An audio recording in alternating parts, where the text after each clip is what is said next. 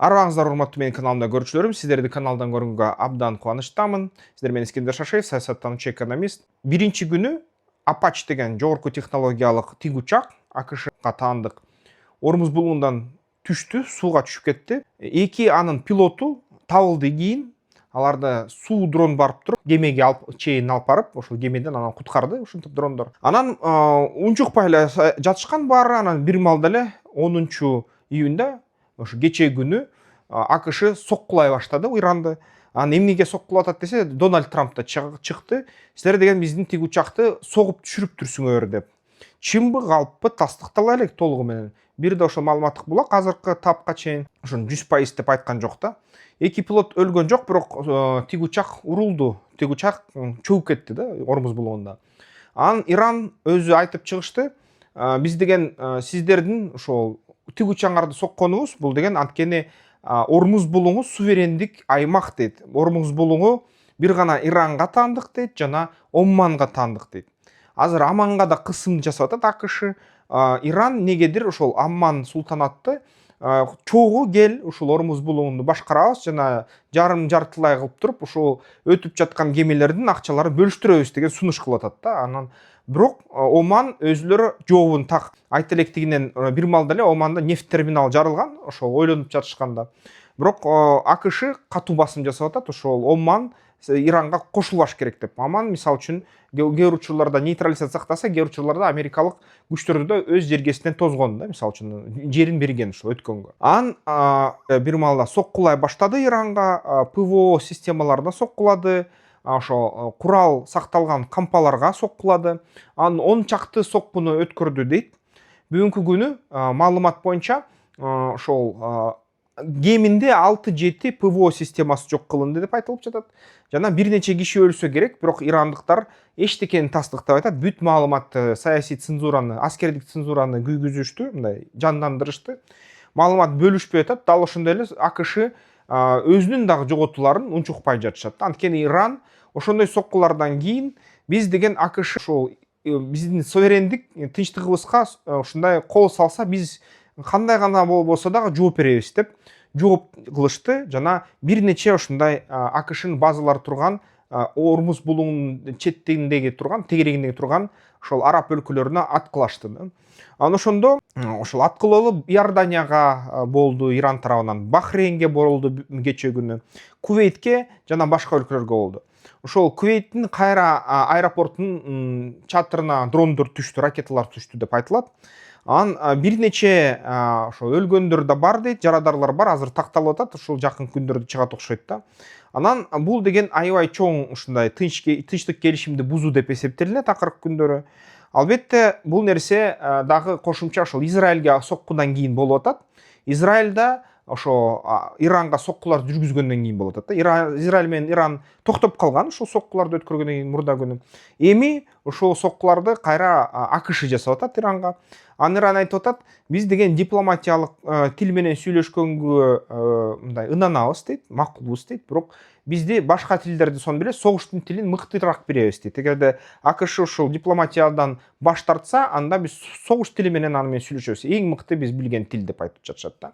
АКШ болсо айтып атат, ошол Трамптын сөздөрү, силер деген бизге ушу азыркы күн болуп жаткан тынчтык келишимди бизден жөн эле ойноп атасыңар, жаш баладай кылып ойнотуп атасыңар. Силер деген ушул келишимди бузган атасыңар деп ушундай сөз айтышты да. Ушундай атышуудан кийин эмне болуп кетер? Ошол видеону чыгаргыча, видеону азыр айткыча, мен айтып атканча эмне дагы болуп кетерин көрөлү, байкайлы, бирок ошол чыңалуу аябай жогорку деңгээлге жетти.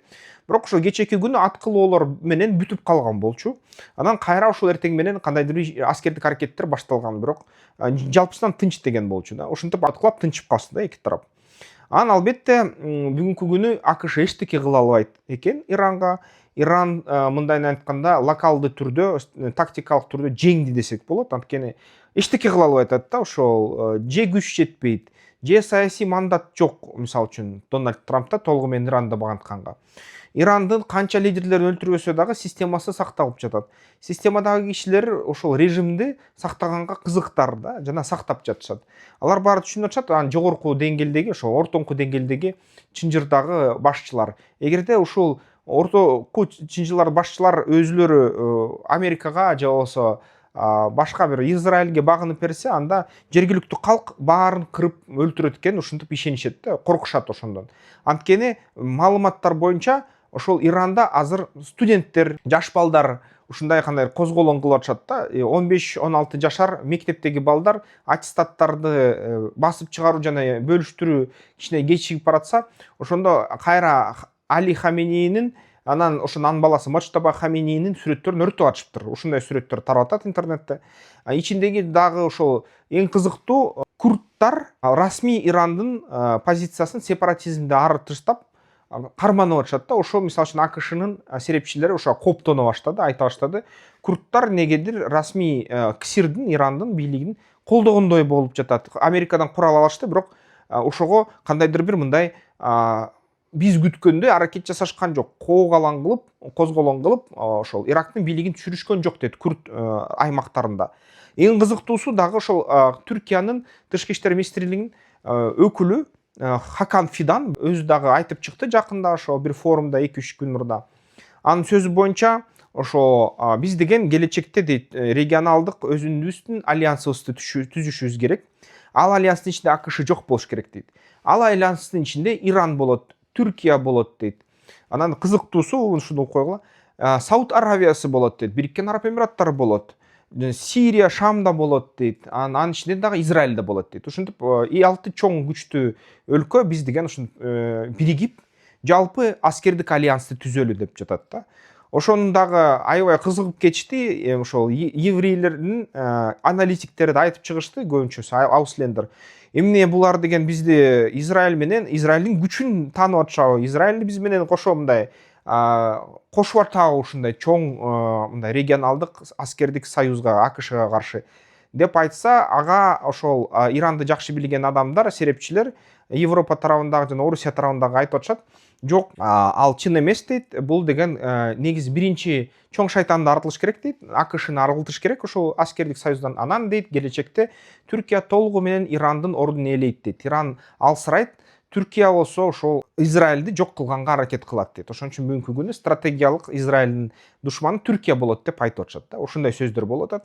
Кантсе да ушундай кызыктуу нерсе, Эрдоган менен Трамп сүйлөшүптүр жакында. Сүйлөшүп туруп, анан Трамп ошол курдтарга көбүрөөк курал берсемби, акча берсемби деп ошо ойлонуп жатканында Эрдоган чалып туруп айтыптыр: "Жок, эчтеке кылба, акча бербе, курал бербе" дептир да. Анан анткени ошол Түркия дейт, ошо бизге курдтардын күчөйүшү кереги жок, сепаратизм бизге кереги жок деп атат.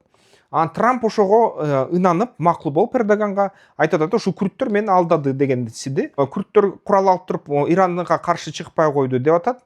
Бирок ошол мейли, биз анда ал менен эч кандай иш аракеттерди кылбайлы, баягы куралды бербейбиз деген убада бергендей болду да. Ушундай маалыматтар болуп атат.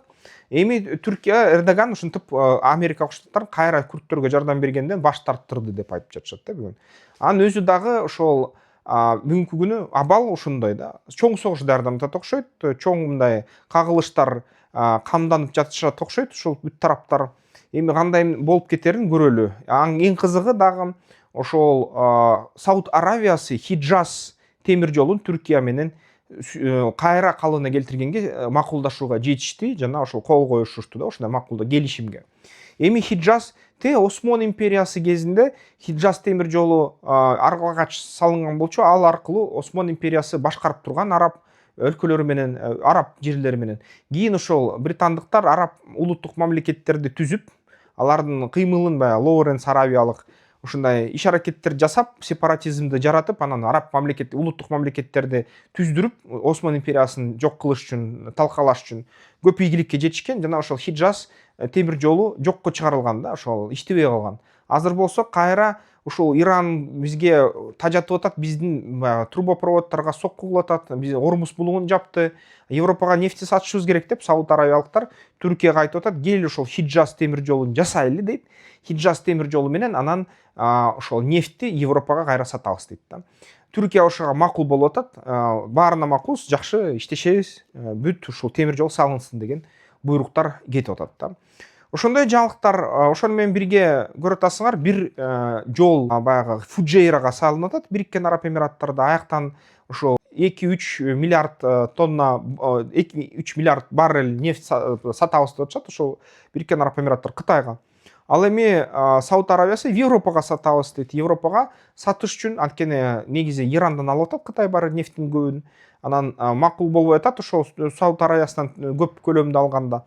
Ошондо Сауд Арабия айтат, Европадан нефть аябай кымбат, Европага саткабыз Түркия аркылуу деп атат да. Ошондой жаңы альянстар, жаңы маршруттар, жаңы жолдор түзүлүп атат туугандар. Эгерде мунун баары ишке ашып кетсе, дүйнө такыр өзгөрүп кетет кайра дагы бир 20-30 жылга. Ошондой кызыктуу нерселер болуп жатат да.